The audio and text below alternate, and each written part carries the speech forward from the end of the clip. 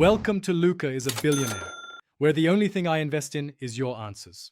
You start by enabling the accessibility shortcut so volume control is reachable without hardware keys.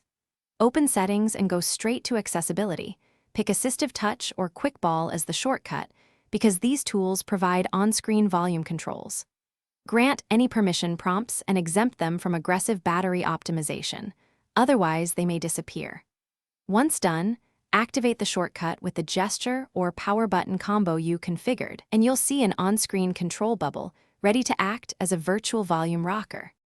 You'll now learn how to operate volume from the screen.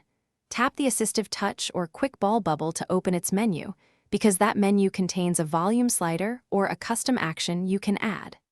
If the default options lack what you need, add a volume control shortcut under Customize.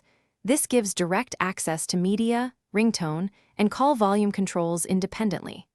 Make small adjustments and test media playback. Doing so confirms which stream you're altering and avoids accidental muting. Finish by covering alternatives and a key troubleshooting tip.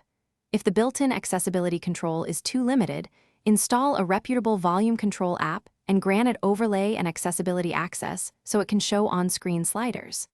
Make sure to reboot after granting permissions, because that ensures the service starts correctly. If the virtual control becomes unresponsive, clear the app cache, re-enable the shortcut, and check for Oxygen OS updates. These steps fix most permission or stability issues that prevent on-screen volume controls from working. Thanks for watching and please subscribe. It's the best investment you'll ever make.